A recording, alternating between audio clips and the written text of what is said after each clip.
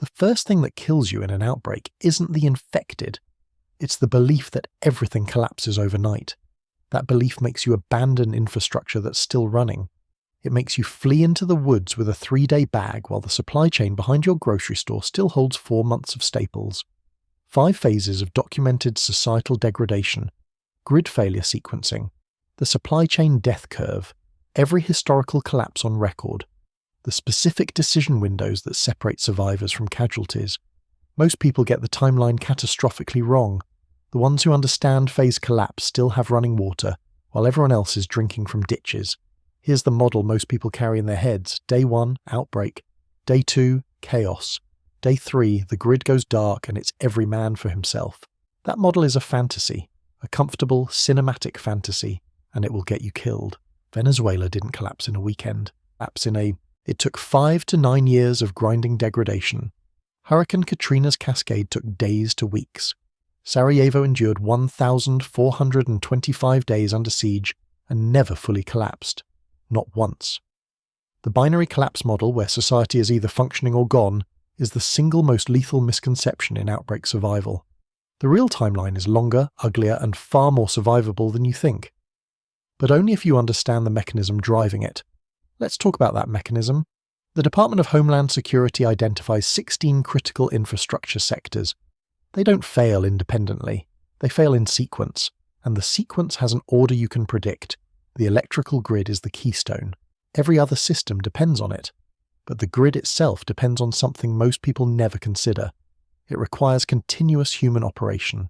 SCADA systems, the industrial control networks that manage power generation and distribution, need operators monitoring and adjusting output around the clock. That's not optional. That's physics. Now here's the feedback loop that matters. Natural gas compressor stations require electricity to push fuel through pipelines. That fuel feeds gas-fired power plants. Lose power, and you lose the ability to push the gas that generates power. The loop breaks. Nuclear plants don't melt down. They do something almost as damaging to the grid. Under Nuclear Regulatory Commission General Design Criterion 17, they automatically shut down when they lose off-site grid connection. They're designed to protect themselves, not to keep your lights on. The cascade moves to water next. 148,000 public water systems serve 286 million people across the country. Every one of those systems is electrically pumped. Without grid power, water pressure drops within 12 to 48 hours. When pressure drops, backflow contamination begins. Sewage enters drinking water lines. The Centers for Disease Control identifies water treatment failure as the fastest accelerant of secondary epidemic disease. Not the outbreak itself. The waterborne diseases that follow infrastructure loss, cholera, dysentery, typhoid, then communications. Cell tower backup batteries exhaust in 8 to 72 hours without grid charging. Landlines depend on central office generators with limited fuel. Internet infrastructure requires powered routing stations every 40 to 60 miles. The sequence is predictable. Power, then water, then sanitation, then communications. And that sequence takes days to weeks, not hours. This brings us to the most dangerous period in any outbreak, the first 2 weeks. You'd think the danger is obvious. It's not. The danger is that everything looks almost normal. Power flickers, but it comes back. Grocery stores have reduced stock, but the doors are open. Water pressure drops, then recovers. Your phone works sometimes. The garbage truck doesn't come, but that feels minor. Amanda Ripley's research on disaster response documents this precisely. She calls it normalcy bias. When degradation is incremental, the human threat response doesn't activate. You don't feel the emergency because it doesn't look like one. Your brain pattern matches against normal and finds enough similarity to suppress alarm. Meanwhile, underneath that false calm, the infrastructure cascade is advancing on schedule. Here's what's actually happening during that window. Cell tower batteries are draining. Backup generators at hospitals, water treatment plants and communication hubs are burning through diesel reserves. Trucking capacity is thinning as drivers abandon routes to protect their own families. The American Trucking Association reports that 70% of all freight in the country moves by truck. When drivers stop driving, everything stops arriving. But it doesn't stop all at once. It thins. Deliveries that came daily come every 3rd day, then weekly, then not at all. 2 opposite mistakes kill people during this phase. The first is normalcy bias paralysis. These are the people who prepare nothing because it still looks okay. They assume the government will restore order, the power will stabilize, the shelves will restock. They wait. And by the time they realize the degradation isn't reversing, the decision window is closed. The shelves are empty. The fuel stations are dry. The evacuation routes are clogged or controlled. The second mistake is the opposite. Panic flight. These are the people who grab a bag on day 2 and disappear into the mountains. They abandon access to government aid, medical infrastructure and community defense because they've already decided society is gone. It isn't. Not yet. Not for weeks. The correct response is assessment during the 72-hour to 2-week decision window. You're evaluating your position against 2 categories. Maintained zone indicators, proximity to military installations, state capital infrastructure, major medical centres, interstate highway junctions, agricultural regions. These are the areas where government resources concentrate and persist the longest. Versus abandoned zone indicators, high population density with limited defensible terrain. Distance from military assets, location along major evacuation corridors where outflow creates its own chaos. If you're within 30 miles of a major military base or state capital, you're likely inside the maintained zone for months. But here's the trap most people fall into, the premature independence trap. Going fully self-sufficient in the first 2 weeks cuts you off from resources you don't even know are coming. FEMA commodity distribution provides roughly 1,800 calories per person per day. The National Guard scales from 8,000 to 47,000 personnel within 12 days. That's the documented Katrina deployment curve. UNHCR data from every modern displacement crisis is unambiguous. Organised populations receiving even minimal institutional support experience mortality rates a fraction of those among unassisted scattered individuals. A fraction. The lone wolf who fled on day 3 isn't more prepared. He's just more alone. COVID-19 gave us a dry run of exactly this dynamic. Consumers bought 56% more food than the prior year in the first weeks. Shelves emptied in 24 to 48 hours, but the pipeline behind those shelves held 4 months of staples in distribution centres, processing facilities and agricultural reserves. The supply chain didn't snap, it bent. The people who understood that difference ate. The people who didn't were already in the woods with a 3-day bag, rationing granola bars while grocery stores 50 miles away still had canned goods on pallets in the back. Weeks 2 through 8. The grinding degradation. This is where the geographic patchwork crystallizes. FEMA's 10-region structure concentrates federal capacity in designated disaster areas, while other regions continue functioning at reduced levels.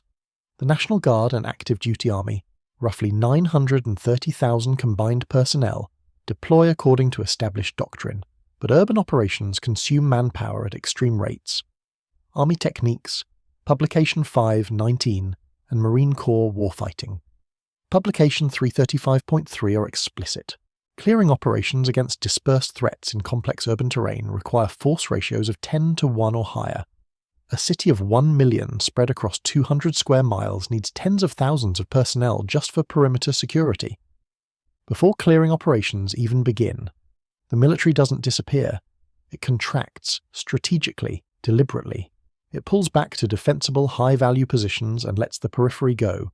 That contraction creates the patchwork. Maintained zones and abandoned zones, sometimes separated by a few miles.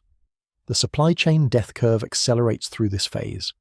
Grocery store inventory, which averages a 3-day supply under normal conditions, emptied in week 1. Distribution centres carry 1 to 2 weeks of inventory. They deplete next. Manufacturing facilities hold 2 to 4 weeks of raw materials. They slow, then stop. With 50% driver attrition, the American Trucking Association's data means effective pipeline capacity halves. You're not getting resupplied. You're drawing down a finite reserve that everyone around you is drawing down simultaneously. The communities that survive this phase share one characteristic: organization, not weapons, not stockpiles. Organization. Historical siege data from every documented prolonged crisis confirms this without exception. Organized rationing and collective decision-making outperform fragmentation every single time. The minimum viable community for sustained security is 12 adults. That gives you 3 shifts of 4 for 24-hour watch rotation. Below that number, you can't maintain security without sleep deprivation. Walter Reed Army Institute of Research data shows that 72 hours without sleep produces cognitive and motor impairment equivalent to a blood alcohol content of 0.10%. You're making life and death decisions with the judgment of someone legally too drunk to drive. Organised communities offer another advantage most people miss. They remain legible to government aid systems. When FEMA distributes supplies, when National Guard units conduct area assessments, when evacuation corridors open, they prioritise organised, identifiable groups. The scattered family hiding in a basement doesn't get the supply drop. The community of 40 people with visible structure, a clear perimeter, and a designated point of contact does. They get the medical visits, the evacuation slots, the ammunition resupply. Organisation isn't just efficient, it's visible, and visibility is survival. But here's the twist that closes in on every organised community by week 6. Caloric mathematics. FEMA distribution provides roughly 1,800 calories per person per day. Heavy survival labour, the kind you're performing when you're maintaining perimeter security, processing water, reinforcing structures, and conducting patrols, demands 3,000 to 4,000 calories per day. Field Manual 722 documents this clearly for sustained military operations. That's a 1,200 calorie daily deficit. The Minnesota starvation experiment, conducted at the University of Minnesota in 1944 and 45, documented precisely what that deficit produces. Within 2 weeks, measurable physical degradation. Within 6 weeks, serious cognitive and physical impairment, irritability, obsessive focus on food, reduced decision-making capacity. The cruelest irony of community survival. The people doing the most physical work to keep the group alive are the first to physically break down. Now let me ask you something. If you're still watching, you're not the person who panicked on day 2. You're not the person frozen by normalcy bias. You're the person trying to understand the timeline, and that means you need to hear what comes next. Because the first 8 weeks are the mechanical phase. Predictable. Documentable. The next phase is where it gets personal. Months 2 through 6. The long twilight. Venezuela provides the model. The early movers who left in 2015 and 2016 had resources, options, and low competition for destination capacity in neighbouring countries. The late movers who fled on foot after 2018 faced closed borders, hostile reception communities, and depleted resources along every route. Over 6.8 million people eventually left. 25% of the entire pre-crisis population. But the exodus built over years, not overnight. Population movement follows a curve, not a cliff. The same pattern replicates in outbreak conditions. The decision to relocate gets more expensive and more dangerous with every week you delay, but it doesn't become impossible on any single day. Agricultural reality sets in hard during this phase. Modern corn yields average 177 bushels per acre. That number depends entirely on synthetic fertilizer, diesel-powered equipment, and functioning transport networks. Without those industrial inputs, yields revert to pre-mechanization levels, 20 to 40 bushels per acre, a 60 to 70% reduction. The Corn Belt produces 40% of the global corn supply, but that production is an industrial process, not a natural state. When the inputs degrade, the output collapses proportionally. Water independence becomes the dividing line between communities that persist and communities that die. The Ogallala Aquifer spans 174,000 square miles across 8 Great Plains states. Communities sitting above it can operate wells using windmill power or hand pumps. No electricity required. No centralized infrastructure required. Meanwhile, cities like Las Vegas and Phoenix depend entirely on the Colorado River system and Bureau of Reclamation electrical pumping infrastructure. Without continuous staffing at pumping stations and treatment facilities, delivery capacity drops towards zero. This is where the hook pays off. The people who understood phased collapse and positioned themselves above gravity, fed or mechanically accessible water sources still have running water. Everyone else is drinking from ditches, literally. The hospital system is functionally gone by this point. Normal occupancy runs 65 to 75%. Surge capacity adds maybe 20%, but staff attrition in a bite transmission environment is near total. COVID-19 demonstrated healthcare worker infection rates of 10 to 20% in severely affected facilities, even with containment protocols, personal protective equipment, and institutional infection control procedures. In a byte transmission scenario without those protocols, medical infrastructure ceases to function within weeks of sustained outbreak contact. If you break a leg in month 4, there is no emergency room. This is also when the hardest decision any survivor will ever face arrives: the infected family member, someone you love, someone you've kept alive through 8 weeks of degradation, and now they're bitten. You know the conversion timeline. Everyone knows it by now. The question isn't medical, it's moral. Quarantine and watch them turn, expel them into the abandoned zone alone, or end it yourself while they're still themselves. There is no clean answer. West African hemorrhagic fever outbreaks documented this exact dynamic. Families concealed symptomatic relatives out of love, directly extending transmission chains through their own communities. The emotional logic was unassailable. The epidemiological consequence was catastrophic. Brett Litz's research on moral injury at Boston University and the VA Boston healthcare system documents what happens to the people who make the other choice. Individuals forced to take lethal action against infected loved ones experience trauma comparable to combat-related moral injury. Not metaphorically comparable, clinically comparable. The same neurological markers, the same lasting impairment in decision-making. You survive the outbreak and carry the wound for the rest of your life. That's the calculation. Nobody prepares you for it. No amount of tactical planning addresses it. And it's happening in every surviving community by month 3. Beyond 6 months, the new equilibrium. Here's where the thesis lands, and it lands on documented history. Leningrad endured 872 days of siege. Bread rations dropped to 125 grams per day, roughly 300 calories, 1/7 of normal human requirements. Deaths peaked at approximately 100,000 per month in January and February of 1942. Yet factories inside the city produced arms for the front. The Leningrad Philharmonic performed. Municipal government continued to operate.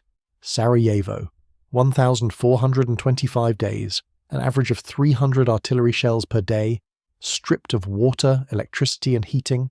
The city maintained municipal government and organized humanitarian distribution through the largest United Nations airlift in history. Over 12,000 flights from more than 20 countries. Civilians built a tunnel under the airport runway to smuggle supplies when surface routes were cut. Collapse is not binary. That's the lesson written in blood across every prolonged crisis in modern history. Systems degrade. Population declines catastrophically. But organizational structures persist in diminished form far longer than anyone expects, far longer than the overnight collapse model predicts. The survivors are not the lone wolves who fled into the mountains on day 1. They are the people who understood the timeline, positioned within the maintained zone patchwork, organized their communities to remain eligible for diminishing institutional support, and rode the degradation curve instead of leaping off it. Generator math makes the point concrete. A 5,000-watt portable generator at 50% load burns 0.75 gallons per hour. A 20-gallon reserve gives you 26 hours of runtime. That's it.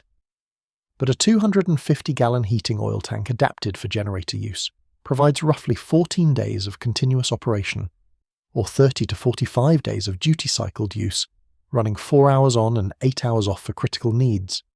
That's the difference between understanding the timeline and not, between rationing power across 6 weeks of strategic use and burning through your entire fuel reserve in the first night, because you believed the grid was never coming back. The overnight apocalypse doesn't exist. It never has. Not in any documented collapse in human history. What exists is the false calm of the first 2 weeks, when normalcy bias keeps you frozen while the infrastructure cascade advances on schedule. What exists is the grinding middle of weeks 2 through 8, when the supply chain death curve accelerates and caloric mathematics close in on every community that doesn't organize. What exists is the long twilight of months 2 through 6, when agricultural reality, water independence, and moral injury define who persists and who doesn't. And what exists beyond that is the new equilibrium, diminished, brutal, but functional. Leningrad held for 872 days, Sarajevo for 1,425, Venezuela is still collapsing. The timeline is the survival variable. It always has been. The hardest part of surviving a phase collapse isn't the violence, it isn't the hunger, it's the patience, it's watching systems degrade by inches and making calibrated decisions instead of dramatic ones. It's staying in a community that's rationing food when every instinct screams run. It's understanding that the grinding middle is where the actual dying happens and the actual living happens, and every decision you make during that twilight determines which side you're on. The people who master that discipline are the ones still standing when the timeline finally bottoms out. Based on the infrastructure cascade sequence and your current location, how many days do you realistically have before your water system fails without grid power? Most people have never even asked the question. Now you have the framework to answer it. Stay informed, stay patient, stay alive.